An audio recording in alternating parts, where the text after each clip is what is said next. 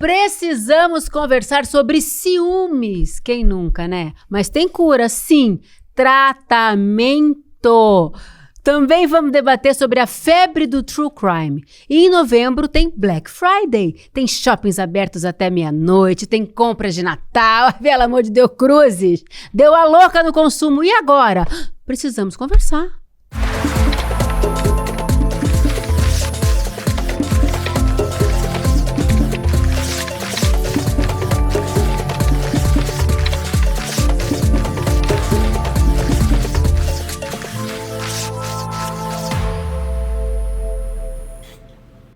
Olá! Está no ar o Precisamos Conversar, o programa de debates do ICL feito por mulheres, mas para todo mundo. Eu sou a Juliana Baroni e estou com elas, que fazem a diferença com esse programa que está cada dia melhor, você não acha? Comenta aqui, por favor, no chat, que eu fico muito feliz quando vocês dão aplausozinho, coraçãozinhos pra gente. Aqui comigo me acompanha a Sucena, ela, a cantora que emociona quando solta sua voz para cantar. E também quando dá suas opiniões bombásticas. Concordo que o programa tá ficando cada vez melhor. Olha, eu tenho sido reconhecida nas ruas do Brasil. Oi, Juliana, precisamos conversar hoje, hein? O programa estava muito legal. Então, um beijo para vocês, estou muito feliz. Márcia Tiburi, a nossa Márcia Sensitiva. Nossa teacher. Nossa, Márcia Sensibilíssima. Ela é nossa escritora, meu amor. Maravilhosa. Viva. E nossa Sara Zara! Zarita! Nossa filósofa das redes, nosso alívio cômico, que anda falando sério por aí também. Tem uma pelinha aqui no dedo aqui, é igual a pelinha da... Arranca assim, ó, cuidado que inflama depois, tá? Pois é. Você vai poder assistir também, ó, Precisamos Conversar no Spotify, que está disponível em vídeo também, porque afinal, a gente fica horas no camarim, não é, meninas? Estamos todas muito bonitinhas hoje, cada um no seu estilo. Então, bora começar. Precisamos conversar sobre ciúmes. Todo mundo já sentiu, certo? Olha, tudo bem, eu sou ciumenta, não sou ciumenta, só um pouquinho é normal. Mas a novidade que eu estou trazendo aqui hoje é que ciúmes tem tratamento, sim. No Instituto de Psiquiatria do Hospital das Clínicas da USP, em São Paulo, tem um programa para cuidar desse tipo de patologia. Patologia, escutou? É o programa de transtornos do impulso e oferece tratamento gratuito para homens e mulheres durante o ano todo. Mas quando saber a dosagem equilibrada de ciúmes? Como descobrir quando já está passando dos limites, indo numa crescente na relação e aí vai dar ruim? Mas é ciúme de você, ciúme de você, ciúme de você. Roberto e Erasmo já diziam isso há muito tempo. Gente. O que você acha sobre esse tema? Cara, eu já fui uma super focada na adolescência.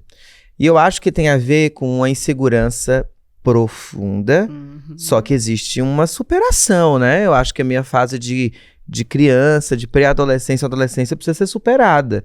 E por isso hoje eu sou uma outra mulher, graças a Deus, que eu não vou gastar o meu tempo hiperfocando no macho, porque eu tenho mais o que fazer da minha vida. Mas aí, enfim... Mas o que você chamava de comportamento hiperfocado? Hiperfocado, apaixonada. Ficava o tempo inteiro só pensando na pessoa. Eu lembro que na época da faculdade eu tive que até fazer uns exercícios de calma, tá? Patológico. Lembrando que, inclusive, a palavra, eu diria mais do que amor, eu até, lendo o roteiro, e eu colocaria mais a palavra paixão do que amor. Porque amor eu me entendo como um sentimento que é uma escolha que se constrói. O amor tem um lugar de consciência, de escolha. É o pão que se come todo dia, é a labuta que se trabalha conjuntamente. O amor é mais calmo, é mais seguro, justamente. Né? E tem uma construção de um sentimento. A paixão, ela é febril. Tanto que o conceito de paixão, ela vem de patos, que é patologia. Quando a gente fala paixão de Cristo, é o quê? A dor de Cristo, sofrimento de Cristo. A paixão, ela é febril. Então, a paixão, ela combina muito com o ciúme, justamente porque ela tem essa febre. O ciúme, ele é febril, o ciúme, ele é inconsequente. O ciúme, ele tem esse hiperfoco, a ponto de você não pensar... Eu lembro na época da faculdade, eu deixava de prestar atenção em aula pra saber se ele tava chegando. Eu falei, mas você era do tipo que vasculhava o celular? Não, tudo! Eu falei, Meu Deus, que bicha, bafão. tinha taquicardia.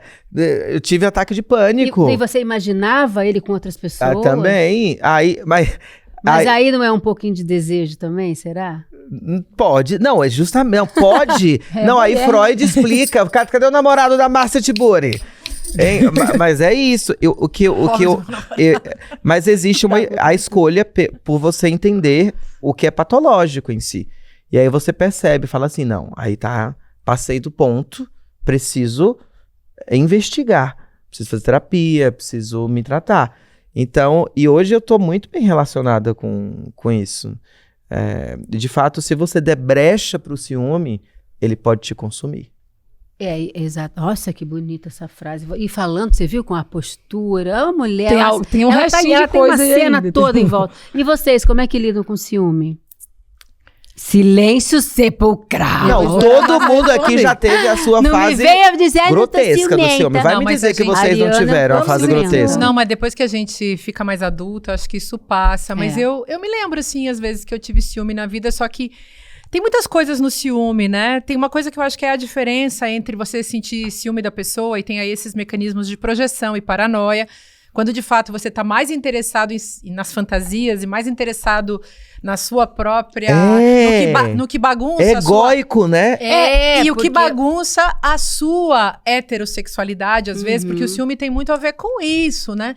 E aí, com as suas fantasias de heterossexualidade, aí você projeta no outro, e você tá mais interessada, por exemplo, numa mulher heterossexual, você tá mais interessada na mulher que o cara tá lá, que você tá imaginando. Que você disse. Mas tem um outro negócio que eu acho fabuloso, que é isso que você falou, que é a gente perceber que o ciúme é inútil, porque... No fundo, a pessoa que é ciumenta, ela tem uma projeção e uma tentativa de controle. Então, ela fantasia e ela quer controlar e, ao mesmo tempo, quer sofrer. Porque você não vai poder controlar o desejo do outro, o olhar do outro, o interesse do outro e o que o outro faz. Portanto, se você tá com esse problema de sentir ciúme de alguém, é uma pura prepotência. Quando você para de sentir ciúmes, eu senti ciúmes algumas vezes na vida, depois eu me dei conta, senti ciúmes assim, fiquei pensando que coisa mais esquisita. A última vez que eu senti ciúmes, eu senti uns ciúmes do meu namorado. Você acredita? Eu cheguei pra ele e falei assim... Do Daniel? Eu falei, Daniel, posso te contar uma coisa? Tô com um pouco de vergonha. Tô com um pouco de vergonha, mas você acredita que eu fiquei com ciúmes? Eu falei. Mas olha que madura, né? Ela não deu um ataque, ela não foi consumida pelo ódio, ela verbalizou. Aí eu perguntei, você também tem ciúmes? Aí eu perguntei, porque uma vez, gente, eu fui Humano, casada. Aí eles né? vão debater a psicologia da parada. Posso contar, fofoca? É óbvio. Por favor, a gente adora. Agora que eu sou uma pessoa assim, tipo, dona de mim, no sentido de que eu não sou mais nem professora de universidade, né? Eu posso falar tudo, ninguém fica esperando que eu seja filósofa, que não tenho vida real, né? Na minha vida real, eu já tive uma história que era assim, eu sou tão pouco ciumenta que, tipo, eu tinha um marido, eu era casada no papel, inclusive, e o sujeito tinha vários casos. E eu não sabia, eu era a última a saber. Aí o sujeito, as pessoas vinham e me contavam de um caso daqueles tórridos horríveis, que eu, tipo, tava sendo muito enganada, e até porque era só dizer pra mim, né? Ô, fulana, tô lá tô vivendo com outra pessoa, interessado em outra pessoa, saindo com outra pessoa. Eu sou super de compreender isso. Mas aí, gente, eu disse pro sujeito, sujeito, você, assim, está tendo um caso, está namorando com alguém sem me contar? Porque a gente tem uma relação monogâmica. E aí eu gostaria de saber. Tipo assim, desculpa, eu não queria me intrometer na sua vida, mas... E aí, gente, o sujeito disse, imagina, é uma mentira, as pessoas querendo estragar nossa relação. Você é louca. E você, onde já se viu acreditar nisso? Não tô acreditando, tô te perguntando, porque eu queria saber, porque é gozado isso de você ser a última a saber numa história dessa e todo mundo rindo de você pelas costas, né? E você sendo tratada como uma imbecil. E aí, gente, não é que eu acreditei nele porque ele me disse isso, e eu fiquei, nossa, essa pessoa tá perturbada, né? E inclusive minhas amigas acreditavam, porque elas ficavam assim, dizendo, acreditavam na versão que ele tinha contado, e elas diziam, nossa, mas essa mulher só pode ter um problema aí com você, né, Mari? Essa que era uma das tantas que... Não, porque é muito difícil também ele era você, como mentiroso. amiga, você saber da traição do cara Aí fica aquele dilema, eu conto ou não conto? Mas Ju, tem uma coisa que eu conto, mas eu perco amiga às vezes. Mas deixa eu contar uma coisa, gente. A diferença entre você sentir ciúme paranoico, que você fica fantasiando e fica projetando e fica tentando controlar o outro, e você cair na indignidade, nesse sentimento de indignidade relacionado a uma traição real. E você pode até nem ter ciúme quando você é traída. Isso que é curioso. Né? Eu fui aprender que eu não tenho, nunca tive ciúmes. Não tenho mesmo. Não tem como. Não tenho mesmo. Mentira, e eu fui descobrir que eu não tenho. Como? Me ensina! Porque eu fiz terapia, que o pessoal acaba falando assim, eu tive uma crise de ansiedade vindo de Belo Horizonte, eu bati meu carro na estrada, porque o meu pai deu um pacote de biscoito de polvilho pra minha irmã. E eu vim de lá, assim, tipo, pensando, como que meu pai deu pra ela, e eu tava viajando, minha irmã não fala aquelas coisinhas, né? E aí, todo mundo pensa, Sara, você tem ciúme da sua irmã. Que aí eu fui pra terapia tratar isso, eu fui entender que ciúme não era ciúme, era uma insegurança por falta de alguma coisa. Aí, quando eu peguei isso e coloquei nesse sentido aí de relacionar com as pessoas, eu sou muito, muito poligâmica. Então, pra mim, não cabe, sabe assim, não tem problema. Aí, pra mim, foi ruim. Mas cabe também, amiga. Não cabe, porque eu penso assim, o que eu posso dar é o que tá aqui. Se tá em outro lugar, é porque eu não posso dar. Mas peraí, mas você não sente ou você... Não sinto. Ou você, quando mentir. aparece, você consegue dominar esse sentimento? Eu me relacionei com uma pessoa esses tempos, porque eu tive que inventar que eu tinha ciúme. Eu tinha que ficar criando cena. Não, você não pode ir em tal lugar sem eu, porque fulano tá lá. Na verdade... Porque tem gente que acha que ciúme é prova de amor. Isso é importante que você tá falando. E eu tinha que fazer performance, sabe? Mas por exemplo, eu realmente sou uma pessoa, me desculpa, uma pessoa ciumenta. E hoje eu convivo bem com ciúme no sentido... Você é ciumenta? Eu sou ciumenta. Você disse assim, eu sou ciumenta? Não, hoje, antes eu não dizia. Amiga. E olha, as pessoas mais ciumentas têm vergonha de se assumirem ciumentas. Eu acho que você é Eu não me assumia ciumenta. Uma vez eu vi um amigo meu que me ama muito, muito mesmo. E a gente tava na fase da amizade. Sabe a fase da paixão da amizade? Que os amigos não se desgrudam, E aí chegou um outro amigo que eu fiquei dando muita bola, mas não era pra fazer ciúmes. Aí ele me chamou na cozinha e falou, amiga, me dá um abraço, eu tô com muito ciúmes de você conversando. Eu achei aquilo tão maduro, eu dei um abraço nele e falei, eu não acredito, sabe? Porque assim, é libertador, na real, o que faz o ciúme... encher a casa, encher o quarto, encher a cabeça, encher tudo, é você ter vergonha de sentir ciúmes.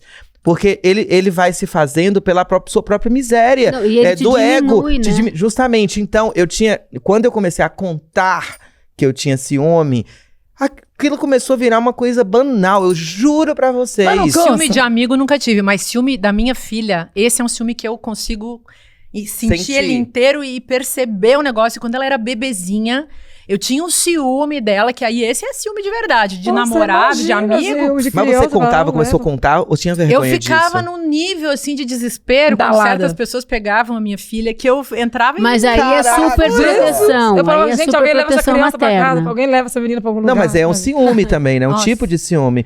É um tipo, mesmo que a super proteção tem o lugar do ciúme. Eu acho que deve ser cansativo. Sentir ciúme e receber o sentimento de ciúme deve ser um inferno. Até porque o pai da criança lá de casa também era muito ciumento. E a experiência que eu tive com o ciúme foi com ele, era muito ruim, virava violência. Não tem uma hora que alguém fala assim, não, esse ciúme aqui virou coisa boa.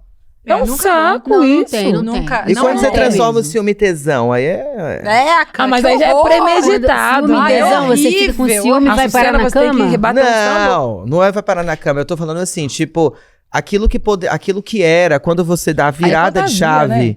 A virada de chave, tipo, eu sinto ciúme, sei lá, do meu namorado conversando com aquela menina.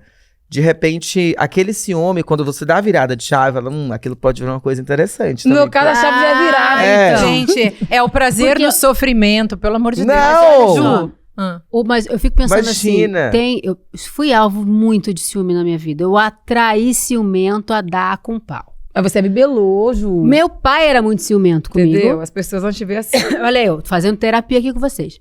Meu pai tinha muito ciúme de mim, a filha mais velha, e a paixão da vida dele era eu. Desculpa, meus irmãos estão vendo isso. Eu tô até gaga agora. Vou tomar uma aguinha, peraí, já volto. Ela causando na família. Nossa, fui chamar ele, ó, aqui, ó, o que aconteceu. Para de falar, bom, não vou falar mais sobre você, fica tranquilo. E aí depois, meu primeiro namorado era muito ciumento. Que a gente começou a namorar, eu era paquita. Né, vivia naquele universo e tal, a gente mal se via porque eu morava no Rio e ele em São Paulo. E aí eu deixei de ser paquita e virei atriz da noite pro dia. E atriz, com 16 anos, era par romântico, era eu e Thierry Figueira na novela. Que também estava estreando. E aí ele começou a ver as cenas na novela e ele ficava, assim, enlouquecido. Ele tinha fantasias que eu estava ficando de verdade com o cara.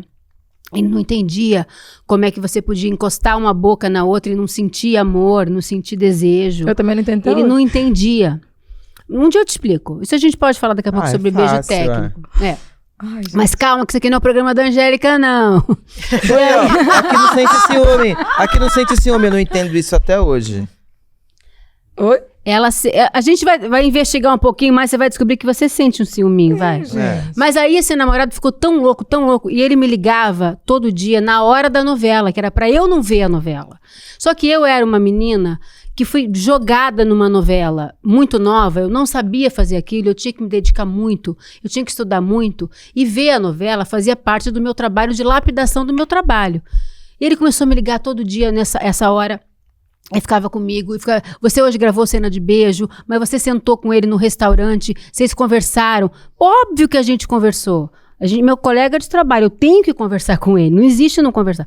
Não, bom, ele me infernizou tanto a vida que era uma grande paixão, mas eu não aguentei e terminei o namoro por conta disso. Porque para mim era impossível conciliar minha nova profissão, a pressão toda que eu estava sentindo já internamente, a mudança geral de ambiente de trabalho, a minha insegurança como atriz, que eu não me considerava uma atriz ainda, e já contracenava com atores consagrados e tal. E mais isso na minha vida, eu não consegui dar conta e terminei. Então, o ciúme pode ter consequências ruins. Eu estou contando uma história bem bobinha, porque tem consequências muito piores do que isso, a gente sabe bem. Crimes, inclusive, e tudo mais. Mas então, né? o ciúme não é a insegurança e o medo de alguém levar embora? Também. Mas a pessoa não vai ser levada, ela vai porque ela quer. Então, se é pra ela ir... Mas não, eu acho que o medo de ser ego. Eu acho que é mais por aí do que esse medo de ser deixado pelo outro já é o efeito de um problema. Mas aí deve vir outro. Ser eu consigo mesmo. Isso eu acho que é uma desculpa, sabe? Que a gente bota essa desculpa que é uma desculpa cultural. Porque no fundo tem instâncias mais profundas e que tem a ver com a pessoa não estar bem resolvida com ela mesma. E aí ela não respeita o outro, porque o outro não é um objeto. Isso mesmo. Então, o outro não pode ser tratado como você um objeto na relação que você tem com ele. O outro deve ser uma alteridade, não um objeto. E os homens fazem isso com as mulheres. Os homens são muito ciumentos. Não vou nem falar. E tem uma outra questão que eu estava fazendo uma pesquisa para o programa ontem, rapidamente. Eu e meu colega Manos, que agora eu estou mais afim do Manos do que do ChatGPT. Espero que o ChatGPT não fique com ciúme. Mas, enfim, aí eu estava pesquisando, e aí tem um negócio, que é uma patologia de ciúme mesmo, que o cara, geralmente um cara, né? A mulher também, tem ciúme do passado da pessoa. Então começa a namorar. Olha isso. Começa a namorar, você dá a lista olha, já passei por aqui, por aqui, por aqui, por aqui, por aqui, por aqui. Tem lista grande, né? E aí ele fica. A pessoa entra numa paranoia e começa a fazer perguntas sobre o seu passado. E se você não responde exatamente da mesma forma que você respondeu da primeira vez, ele julga que tem brecha para mentira. E vira um interrogatório, uma investigação, um negócio. Tá vendo essa cena? E nesse eu já caso, fui assim. tem que ir num psiquiatra, tem que tomar remédio. Nossa. Você já foi assim? Não, eu já fui essa vi. hiperfocada. A questão não é que você tem... Eu acho que é muito mais, não é que você tem ciúmes do passado e da história. Você tem ciúme, você quer a propriedade daquela pessoa. Eu acho. Livro, mas ai, horror. Não, mas é horrível. Mas é horrível. Mas eu acho que... Mas eu acho que não é que você... De novo, não é que você quer a propriedade daquela pessoa. É uma projeção tão egóica, é tão egocêntrico o ciúme, que você idealiza, você coloca o outro num patamar que você criou pra você. Então é uma idealização sua, tão sua, que você não aceita o passado do outro. Os ciumentos são pegajosos, são pessoas que têm um problema psíquico, sim, e um problema ético. Porque é uma incapacidade de olhar o outro como uma alteridade. É aí eu acho também que as relações podem ser relações éticas, do tipo... Ninguém tá livre, né, de sentir coisas muito ruins, mas se você retoma a proposição ética que dá origem a uma relação, as coisas podem ser mais elaboradas e você pode não atrapalhar tudo e não ficar nesse gozo, porque no fundo tem um gozo aí, a pessoa tá numa satisfação com essa sensação horrível, ela pode sentir de coisas manipuladora, melhores. né? Mas é por isso que eu falo que tem uma questão de escolha, tem uma questão de escolha e uma questão de maturação da vida. Você, como tudo na vida, você pode escolher por superar esse lugar. É um lugar da imaturidade, é um lugar da... Então, eu tive que olhar pra mim mesma e falar assim, não é um lugar que eu quero pra mim. Exatamente. Eu não quero ser mesquinha desse jeito. Exatamente. Eu não quero continuar.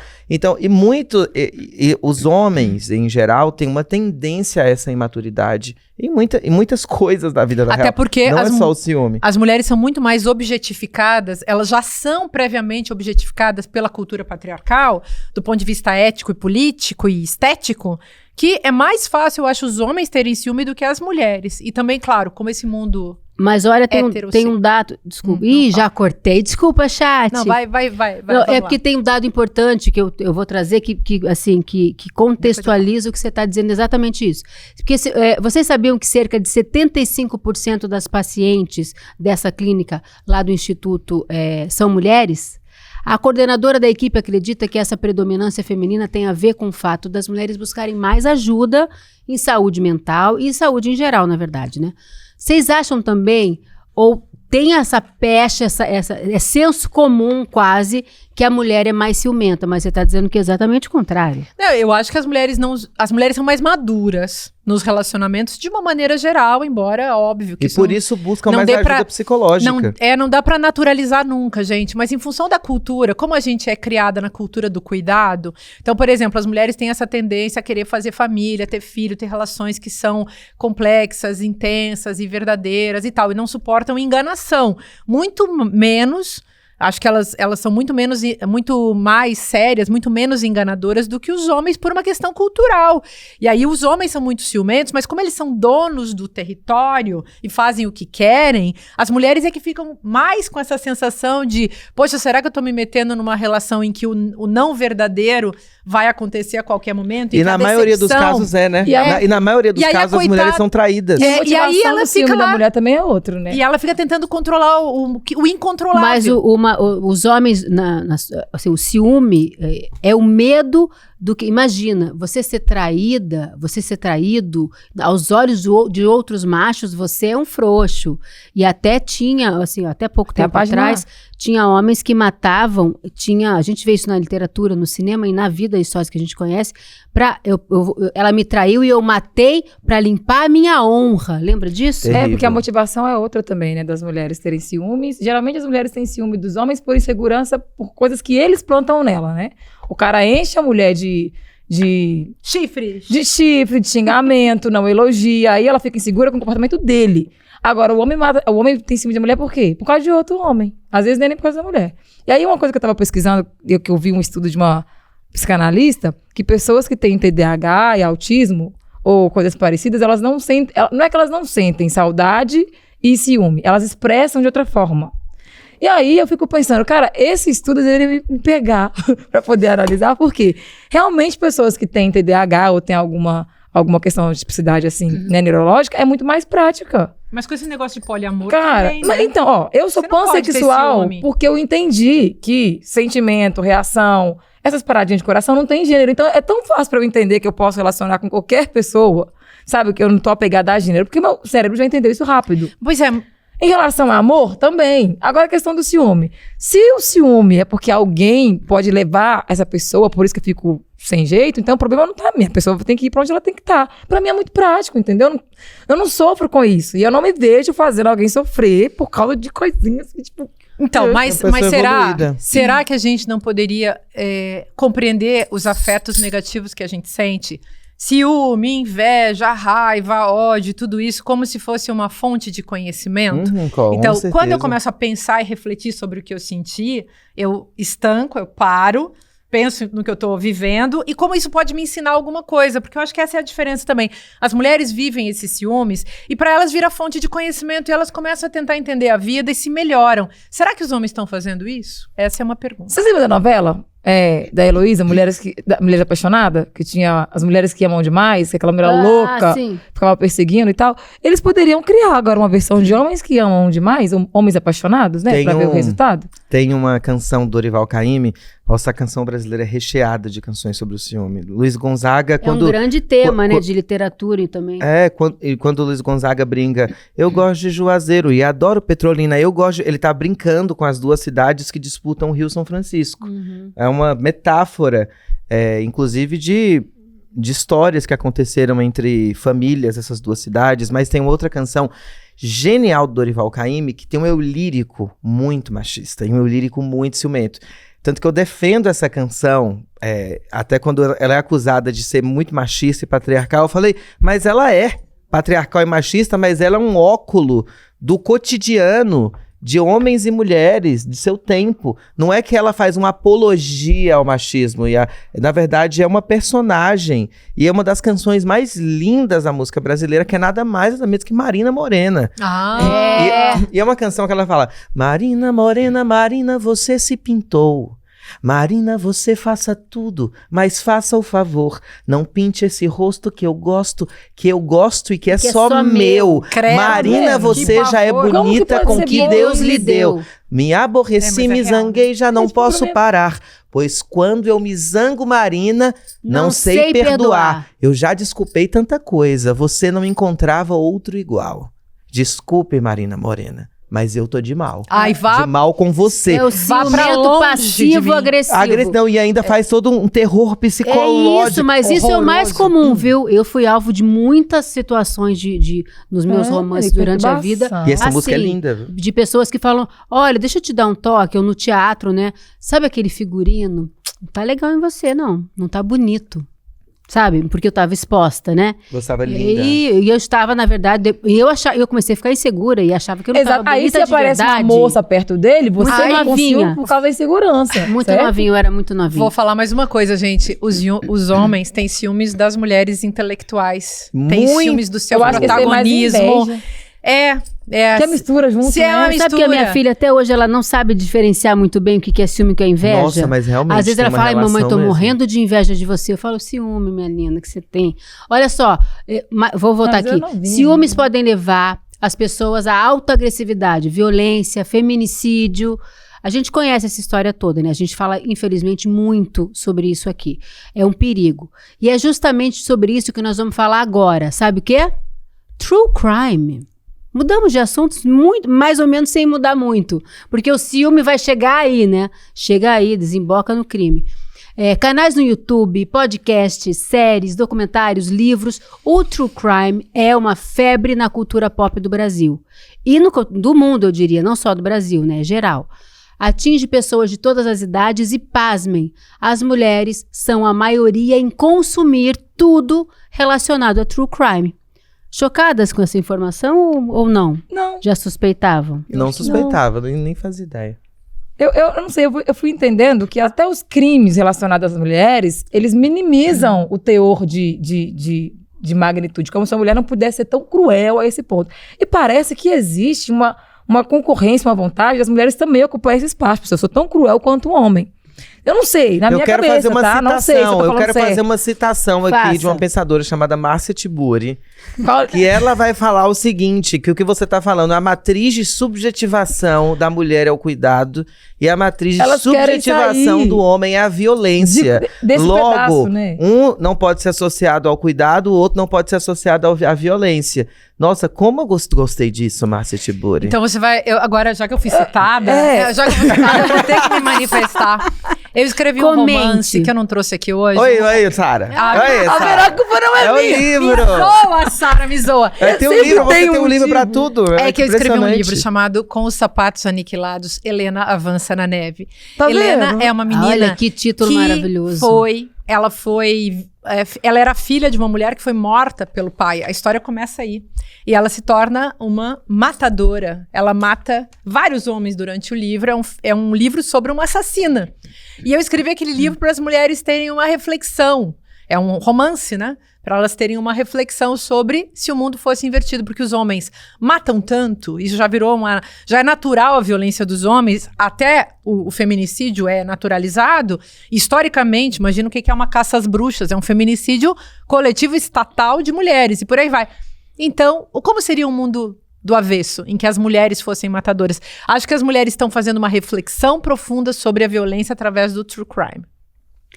E na verdade, acho que o primeiro que eu assisti, assim, True Crime, foi, na verdade, era uma história investigativa. Não sei se vocês já ouviram falar daquele caso da morte na escadaria, que eu acho que é na Inglaterra, que é um casal de classe alta, os dois brancos, ricos, estavam em casa tomando vinho, e tomaram muito vinho, ela tomou remédio para dormir e caiu da escada.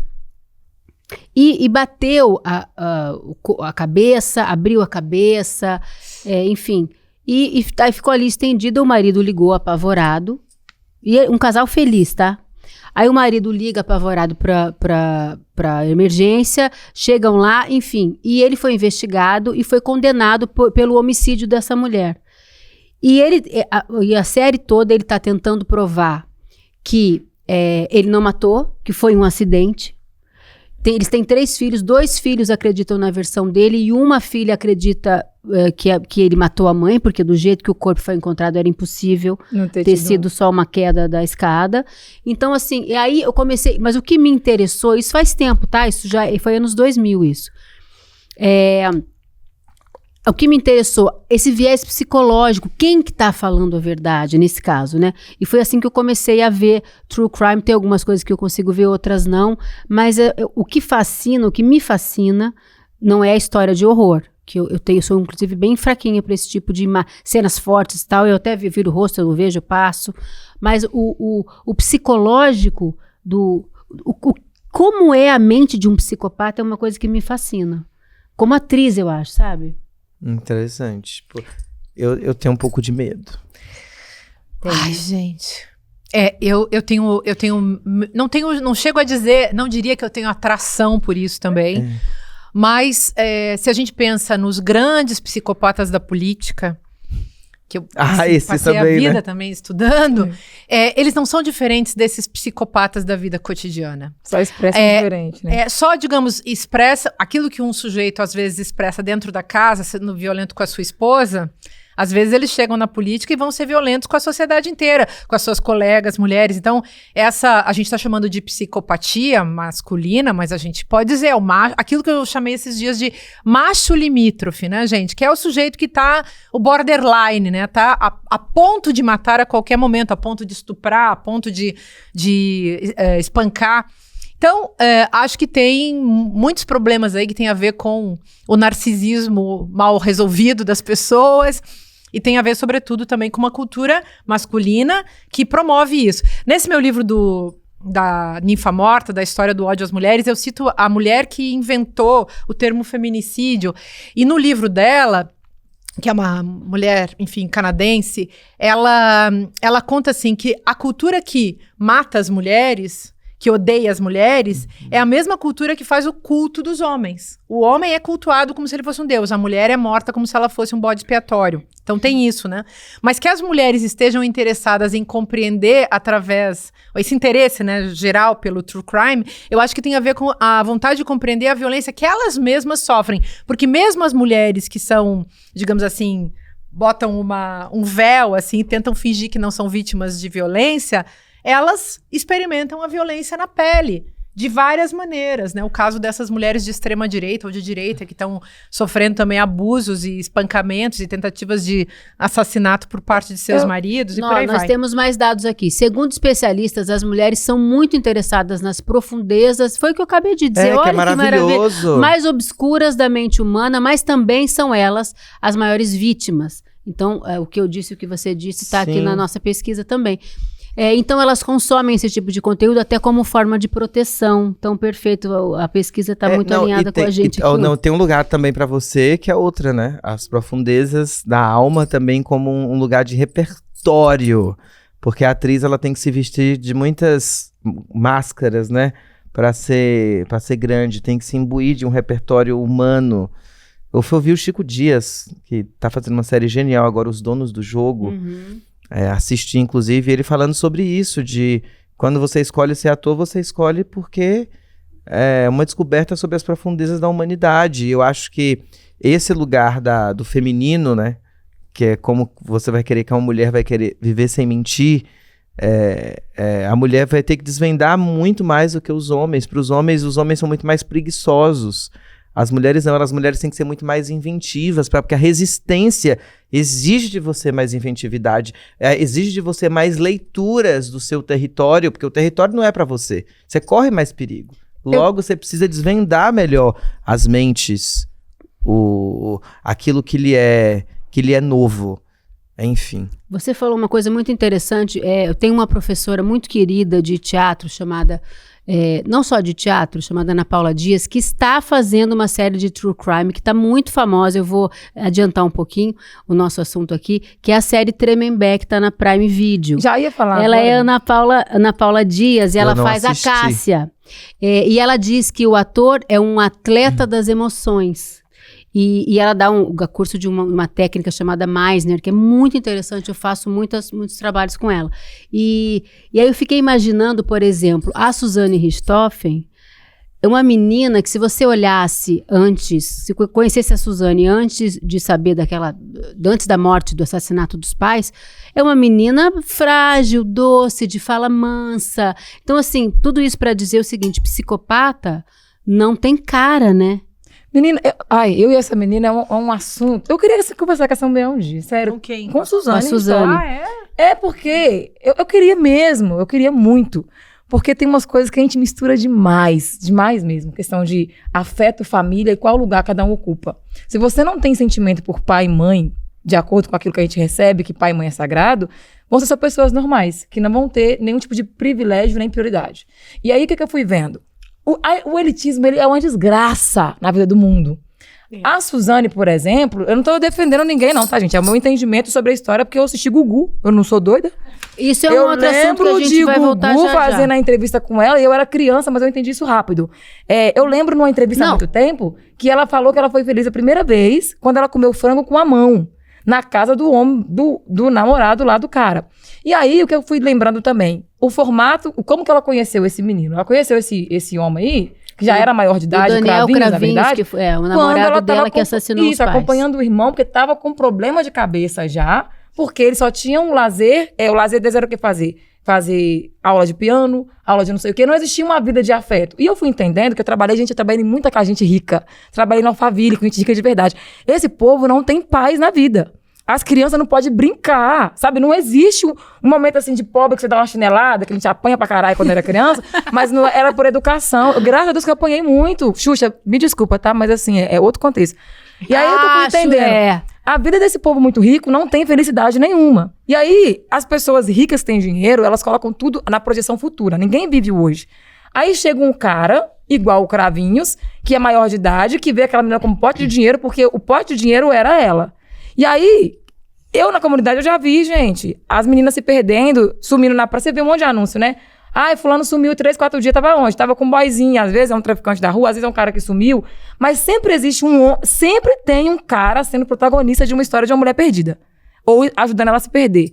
Essa menina aí, por mais psicopata que ela seja, porque eu acho que isso aí é de nascença, eu acho que vai ter uma questão de vivência e de envolvimento com pessoas. Fala pra mim, qual que é a base afetiva que essa menina tinha? Eu tenho meu pai e minha mãe. Posso botar entendeu? uma nota no rodapé? Aí, assim, o que você vai construindo, mas aí, sabe? Mas tudo bem ela se apaixonar, ela não ter tido a atenção dos pais, mas aí é planejar a morte que eu tô dos te pais falando. a paulada. Vou dar uma O sugestão. afeto que troca de lugar. Você não prioriza mais nada. Então, Sabe? fala, Márcia. Então, eu colocaria uma nota de rodapé com 2 dicas. Uma, lê o Educação Após Auschwitz, do Theodor Adorno, que é sobre a educação pela frieza, que é isso que você tá expondo a teoria popular da educação pela frieza. E aí dá pra ver um filme do Mikhail Haneke, A Fita Branca? A Fita Branca, que é Maravilhoso. sobre isso. Vou assistir, que é sobre mais fácil, Felipe. aquelas crianças que na Primeira Guerra Mundial estavam lá sendo educadas na base de muita repressão, muita infelicidade por umas, digamos assim, aquela burguesia branca, pequena burguesia branca, e que depois vai se Cristãos. transformar, cristãos, pura repressão, horror. A história de que- um menino que, inclusive, tinha as mãos amarradas pra não se masturbar à noite. É, na época- Gente, você Deus vai do transformar a céu. pessoa em quê? E aí, não, mas o detalhe importante é um estudo do Haneke no cinema para mostrar como que se forjou a geração de nazistas na Alemanha. Justamente. Então é isso. Genial, né? a Você faz abordagem. Aí essa é um negócio, eu tenho educação ressalva. pela frieza e você produz um imbecil tipo Bolsonaro, que é um fascistão. É aquela gente que nunca recebeu amor, que nunca teve isso que você tá falando, uma vida Porque normal. é importante de- isso, né? Que é, aliás, um laboratório dos afetos. Você fica ali Fundamental. naquela vida e você vai se aprendendo a viver. Essa gente vira psicopata porque não aprende a viver. Se enche de ódio e fica ali sendo robô de uma situação. Mas, por exemplo, tem uma questão no True Crime, principalmente nessa série Tremembé, tem bastante, que é uma certa glamourização, romantização do criminoso e da violência. Mas você já reparou que isso aí... Desculpa. Não, pode... É que nem- Não, vai. O que eu ia falar com você aquela hora quando você entrou no assunto é isso. O que eu reparei? Toda vez que tem esse true coisa aí... Fala True não. crime. True crime. True Mas é crime de Crime. verdade, crime de É verdade. isso. vamos Toda parar. vez que tem falando Americanização isso, da quando é sobre a coisa. mulher, eles tiram a bárbara. É como se a mulher não pudesse ser assim, cruel a nível de ser crime bárbaro. Eles tiram, e aí sempre as histórias que são mostradas, igual a Tremembé, são crimes que mulheres cometeram por causa de homem. Nunca é um crime assim, pegou essa mulher que é essa... Mano, que a gente tem de assaltante de banco, que é mulher, que é ruim pra caralho. Ninguém mostra. Aí vem quem? Vem a Richthofen, que é quem? Por causa de quem? De cravinhos. Vem a Zassumar... a Elise, por causa do Elise do frango, Matsunaga. do coisa lá da pipoca. Todo mundo... Jatobá. Ó, Eu a acho. E a Jatobá? Vocês lembram que no ano retrasado, teve aquele casal de lésbica lá de Santo André que botou fogo na família, no carro, no pai, na mãe, nos irmãos? Por que elas não estão aqui? Oh. Porque são amores entre mulheres. Porque não tem um homem protagonizando esse Mas é que é ódio, muito entendeu? pouco, proporcionalmente, não quer, eu acho bom você falar sobre isso porque a gente desnaturaliza a coisa, mas eu acho que é proporcionalmente muito poucas mulheres perto do tanto de crime que os homens fazem. Mas sabe que eu fiquei aqui pensando numa coisa que você falou, que você queria falar com a Richthofen, eu queria falar com a do Yoki, como é o nome dele? Natsuka. A Elise. Elise. A Elise É porque tem Matsunaga. um livro que eu li há muitos anos de uma escritora japonesa chamada Natsuo Kirino, que chama Do Outro Lado, que é uma pérola, que ela também trabalhava numa fábrica de comida, e ela trabalhava à noite, aí rola uma violência do marido e tal, e a mulher picota esse marido, e depois elas se dão conta, assim, outra passa a sofrer violência também, ela vai lá, picota na faca, assim, o outro marido e os namorados e os violentos, e aí de repente começa um negócio todo muito policial, porque as mulheres estão exterminando seus Marido. violadores e seus Agressores. seus feminicidas em potencial. É. Então, eu fiquei pensando nisso, tá? Mas eu tô achando, por exemplo, a nova geração tá muito fascinada por true crime. Eu vou te dar 2 exemplos. A Dora, minha amiga, que é filha da nossa diretora Paty Rubano, é fascinada por esse universo. E eu conheci uma atriz muito interessante chamada Fefe Schneider. @Fefe é o Instagram dela. Ela é gigante no TikTok, gigante no Instagram. E ela, como fez sucesso... que ela é uma Barbie, tá? Loira, bonita e fala super bem inglês. E começou a fazer vídeos muito chocantes que era contando crimes bárbaros. Uau. Foi assim que ela ganhou fama nas redes sociais. Você deve conhecer ela. Mas é porque a gente também era. Nessa época tinha o Gugu pra poder contar, né? Deixa eu contar pra Márcia que ela não sabe. Eu Na sei, época, o né? Gugu, ela não sabe dessa história. A Márcia não Do tinha Gugu? tempo de ver TV desde sempre. O Gugu, sabe o Gugu Liberato? Sim, isso eu sei. Meu Dia Silvio de festa. Isso eu já não sei, mas eu sei que ele era do Silvio Dança Santos. sem Eu nunca assisti parar. muito o Gugu também. O Gugu, ele foi fazer uma entrevista com a Suzane dentro Dentro do presídio. do presídio de Tremembé. Bem na época. E foi pagou uma grana, o SBT pagou, tipo, na série de 120 mil reais. Época era naquela muito época, para ela poder dar entrevista. Eu lembro Foi toda permitido. E foi recorde de audiência naquele dia, naquele domingo. Isso é muito polêmico. Como assim? É por isso Você que a viu gente... essa entrevista? Não, é essa entrevista Por isso que a gente diz. que eu lembro muito. Por isso que a gente diz o seguinte, teve uma época, esse momento aí, anos 90, tiveram alguns assassinatos que viraram cases da cultura pop. Por exemplo, tem uma história de uma menina que foi assassinada chamada Eloá. Santo André. Essa eu sei. Então, em Santo André. Essa eu sei bem. Então, Sempre tem um que cara, a Sônia né? Tá vendo? Abrão fazia um programa, ela ligou pro sequestrador Ô, véi, e tinha que dar ficou uns 3 e ele tapas na entrou ao Xuxa, vivo pra falar, pra Sônia Abrão ao vivo tentar negociar aquela história e acabou em tragédia, né? Então, Bem, assim, como é permitido esse tipo de coisa, esse circo de horrores, Tá vendo? né? Sempre teve, que agora vai atualizando. A gente tá na época da rede social. Então, isso virou um tipo de conteúdo que sempre teve... Gente, quando falaram que o Gugu ia entrevistar a Suzane, lá na Quebrada, a gente, tipo, todo mundo foi assistir Gugu. O E nem televisão em casa ótimo. tinha. O horror como mercadoria, O horror né, vende, gente? né? Lembra O do horror Furabunda? vende. Claro. Furabunda também, na época do Furabunda, todo mundo, homem que andava com a bicicleta dando facada nas bundas das mulheres. Um assassino Ai, maníaco que do horror, parque. maníaco Ele, do foi- parque. ele também, isso eu ele lembro. também entrevistou o maníaco do parque? O Gugu era o Papa, né? Ele era o Papa criminoso. Mas uma Deus. questão, vocês acham que essa... Claro que a gente tá tendo aí tanto uma glamorização dessas histórias, como uma capitalização também, né? Ou seja, Vende tudo é muito. dinheiro, tudo é produto, tudo é...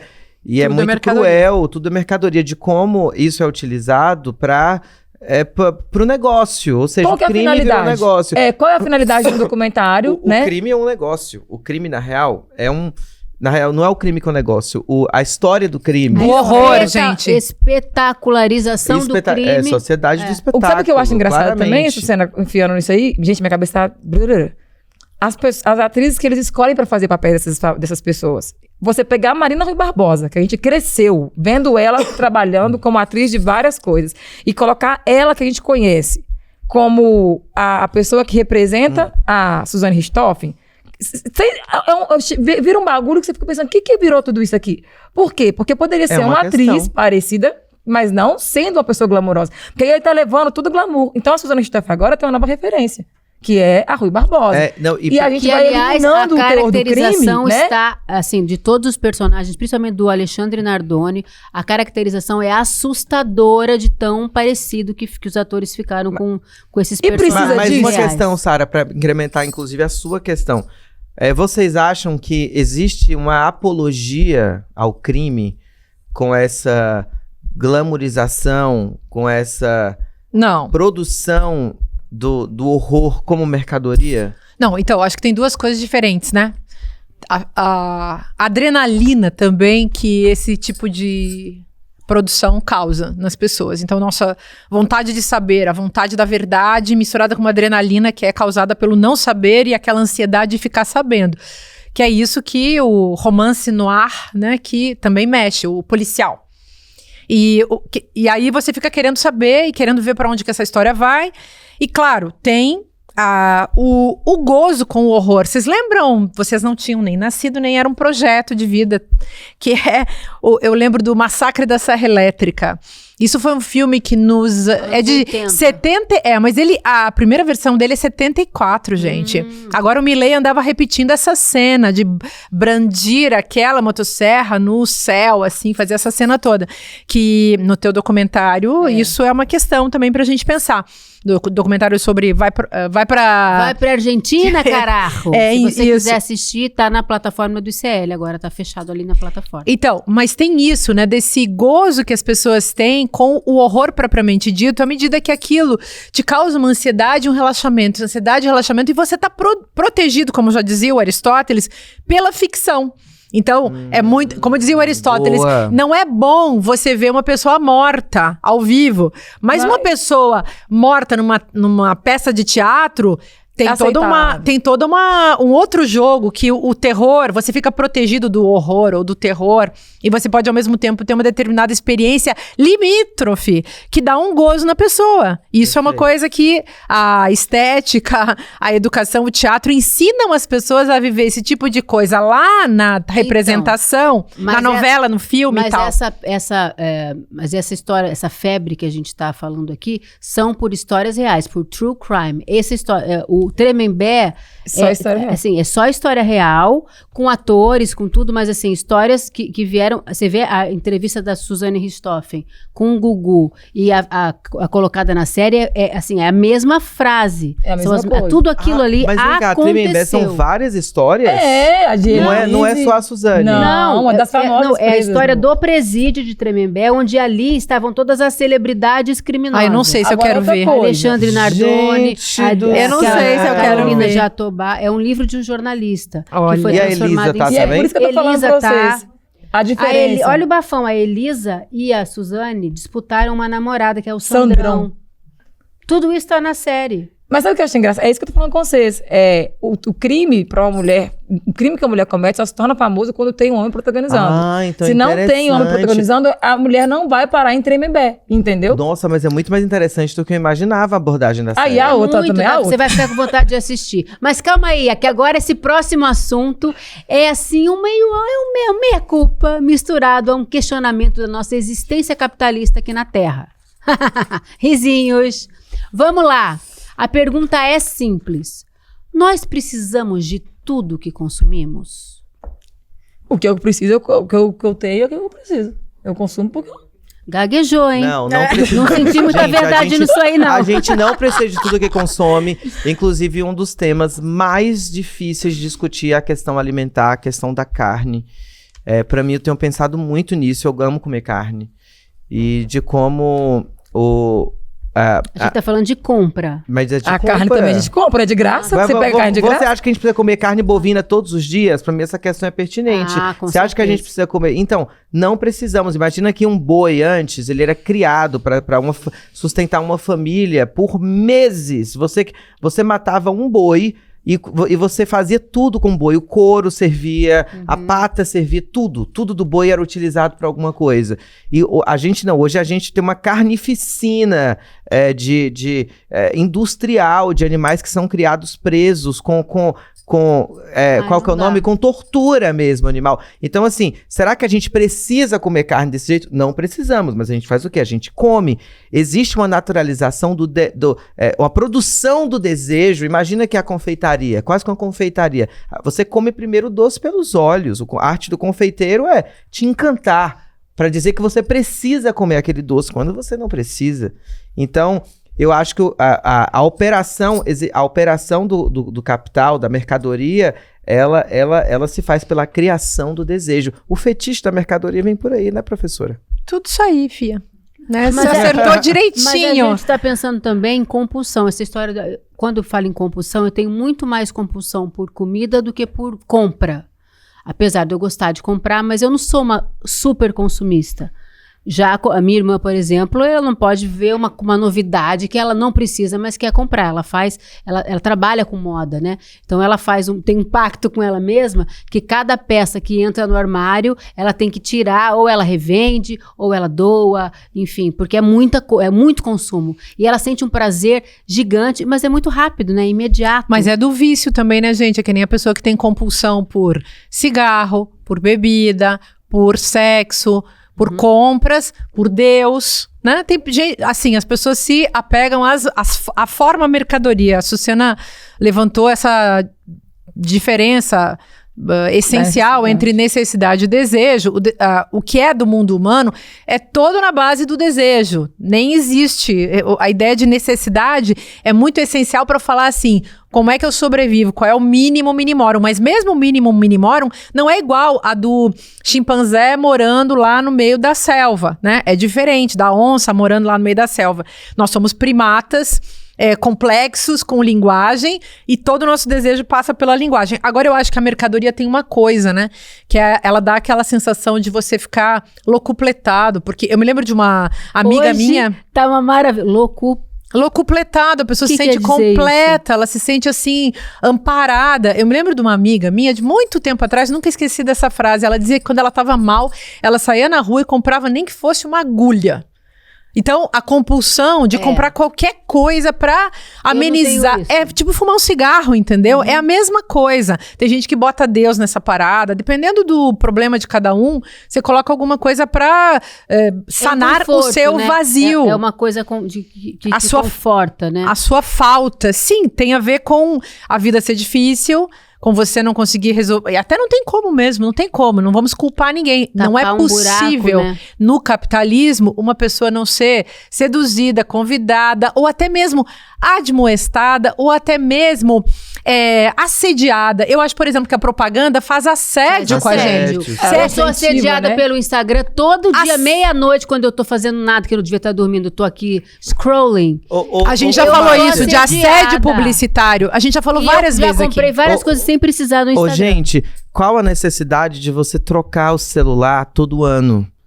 É uma questão mesmo que eu tô colocando pra vocês. E já virou comum. É uma necessidade do sistema que você Já interioriza é comum. pra fazer parte do Eu sistema. já quero o 17. O meu iPhone 17 eu já quero que esteja no meu bolso.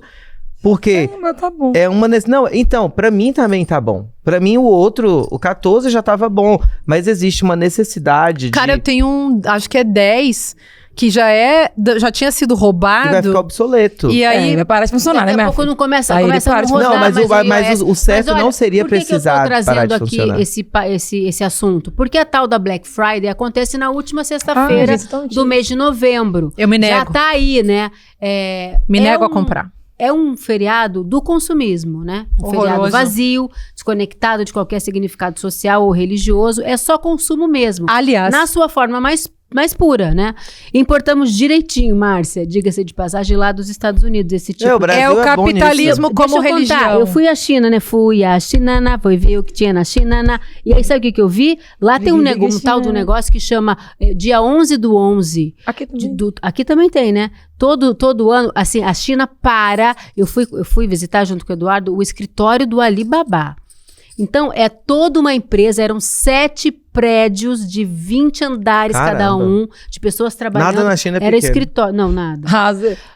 Para poder fornecer esse monte de mercadoria para a China e para o mundo, né, de compra. Então, assim, é uma ode ao consumo mesmo. Eu achei que na China eu ia achar pouco isso, mas eu fui um pouco desavisada, fui meio sem pesquisa, eu devia ter pesquisado mais. Lá eles têm essa Não, história a China é um com país consumo controverso, né? muito, muito. E a gente vai contar para vocês o nosso documentário ano que vem. Vai para a China, Eduardo, me levou E é junto. importante a gente desidealizar, porque contradição tá em todo lugar. Não, mas gente, ali Inclusive na China. é interessante discutir o capitalismo chinês, não é o caso, não vai dar tempo, porque é bem complexo.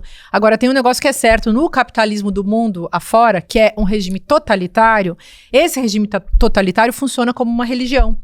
Consumismo, por exemplo, é o ritual eterno e você não tá perdoado se você não for. Então, uma pessoa que não tenha o último celular, que não tenha as roupas da moda, que não esteja fazendo as viagens absurdas que as pessoas também não precisam fazer e que não estejam consumindo Você o sabe uma audiovisual da Netflix Justamente. de merda, sabe? Você sabe uma coisa que me Tipo, impressiona? ela Tipo assim, uma coisa que me pega, porque eu amo comer.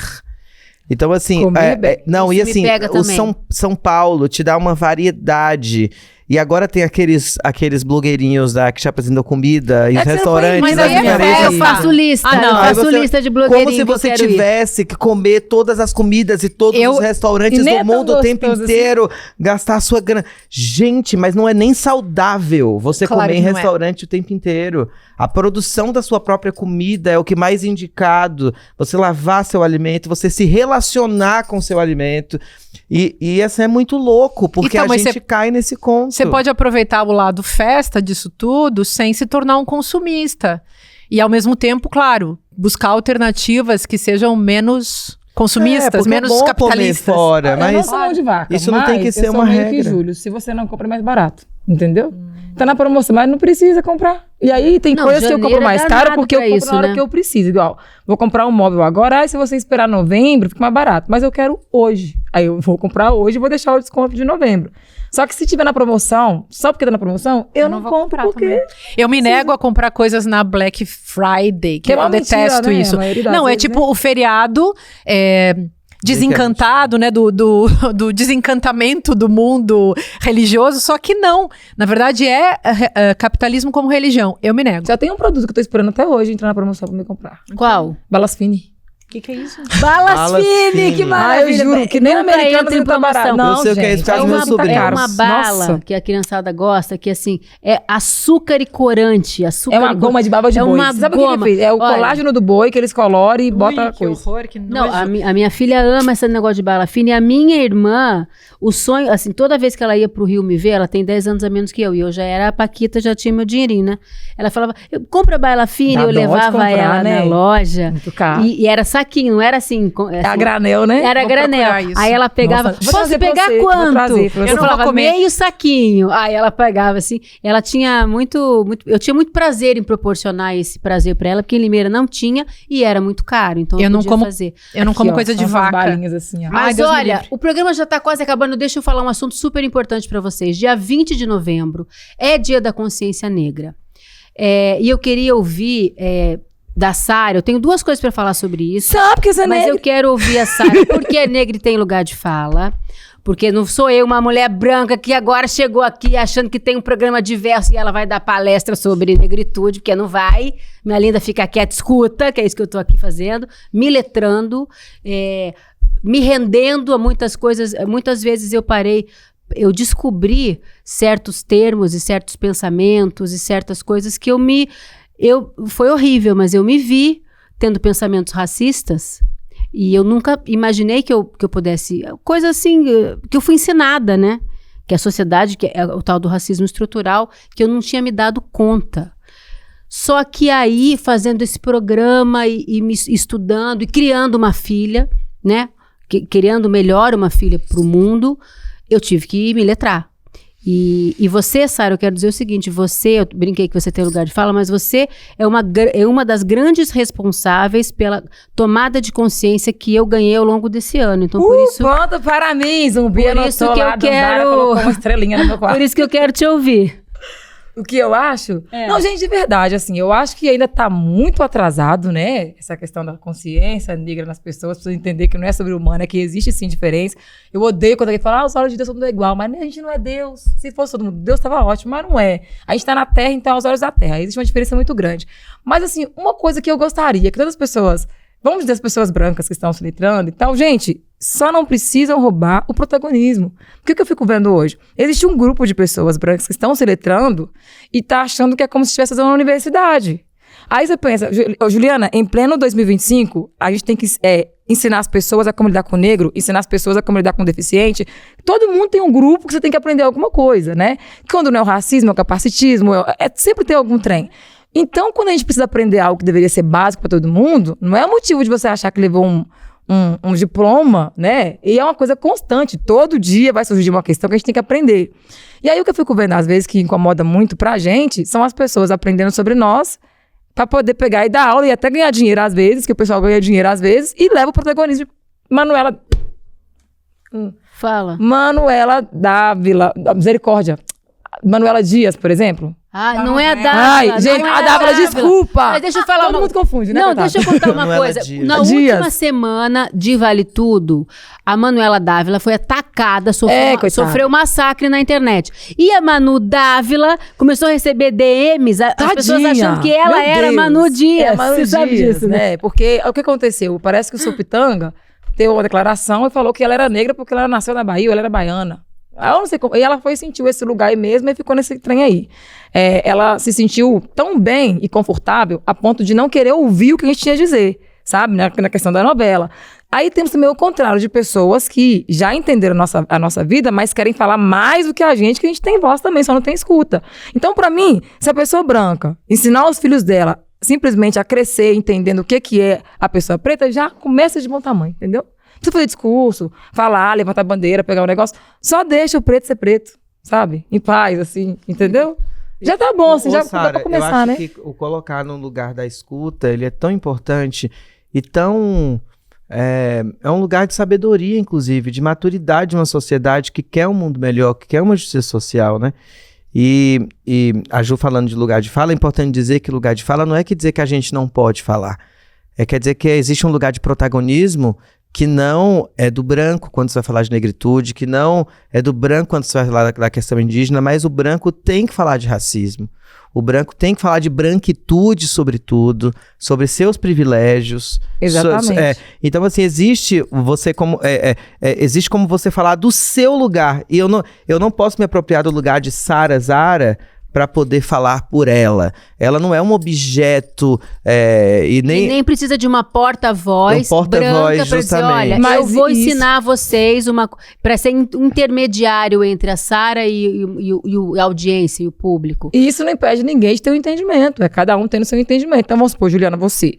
Se você começar a falar para as pessoas brancas ao seu redor qual que é o poder e o privilégio que as pessoas brancas têm, cara, já tá ajudando, entendeu? Você não precisa trazer nome de Lélia Gonzaga, Sara Zara e os carai todo, porque essa parte a gente tá fazendo muito bem também. Porque às vezes a pessoa branca, ela não quer reconhecer que ela tem um privilégio, entende? Que não quer dividir, ó, gente, isso aqui nós estamos fudendo porque realmente isso aqui a gente tem, E também vantagem. uma culpa, né? E também sente uma culpa. Também tem gente que começa a estudar e fala, ai, meu Deus. Calma, o problema gente, não é calma. seu, é do mundo. Não, É, mas eu calma acho- e estuda. É egocentrismo Calma e também. muda. Calma, exatamente. Não se sinta especial demais, não. Exato. Não Quem se ainda sinta- quer ficar no centro do Gente, já holofote. tem- não É o protagonismo. Não dá que eu tô tempo, falando. né? Mas se a gente fosse falar só do feminismo negro, de como ele é um divisor de águas, de como não existe feminismo branco, como o conceito de branquitude, que é uma desmontagem do preconceito, é bom para usar, né? Porque você pode ser branco, de pele, mas não ser signatário da branquitude, que é racista, sabe? E outra coisa- tudo isso. Não dá tempo de falar. E a pessoa tem que entender que quando a gente fala de branquitude, nós estamos falando de branquitude, não da pessoa branca. Então não tem que se sentir ofendido, Essa não. categoria Se a gente social, tá falando né? de um problema de branquitude e você não se encaixa nele, então você pode pegar você e sair desse bolo. Só isso. Porque o povo É fica isso com aí, raiva, às vezes. Sarita. Não assina Fica embaixo tudo com o raiva, o racismo. povo É, fica não, não é tudo com você raiva. não, é pessoal, não, você é bobo. Ah, mas... Gente, infelizmente, a gente começou agora um assunto de extrema Gigante. importância. Isso mas aí, a gente sempre 50. fala sobre isso aqui. Vai pra África, Eduardo. Vai pra. Opa, não dá ideia, não dá spoiler. Eu tenho novidades, mas eu Ai, não posso ai. contar Pra qual ainda. delas, né? Pra qual delas? Calma. Qual das Áfricas? Olha, então. Vamos... Manda pro continente, chega lá e escolhe, né? Olha, eu não posso falar nada. Bom, vamos ter que encerrar por aqui antes que eu conte mais uma coisa que não é pra contar. Mas antes a Açucena vai nos presentear com uma Vai ter música música? tema do programa hoje. Bora. O ciúme de quem? Caetano amo essa Veloso. música. Que Eu amo tal, essa Açucena? música. Você topa cantar? Vambora. Então vambora. Você sabe Um essa beijo, música? minha gente. Obrigada por ficarem com a gente até aqui, por estarem com a gente desde março. Um beijo pra vocês até semana que vem. E com vocês, senhoras e senhores, Açucena! Dorme o sol, a flor do Chico, meio-dia. Tudo esbarra embriagado de seu lume. Dorme Ponte, Pernambuco, Rio, Bahia. Só vigia um ponto negro, meu ciúme. O ciúme lançou sua flecha preta e se viu ferido justo na garganta. Quem nem alegre, nem triste, nem poeta, entre Petrolina e Juazeiro canta. Velho Chico, vens de Minas, de onde o oculto do mistério se escondeu. Sei que habitas todo em ti, não me ensinas.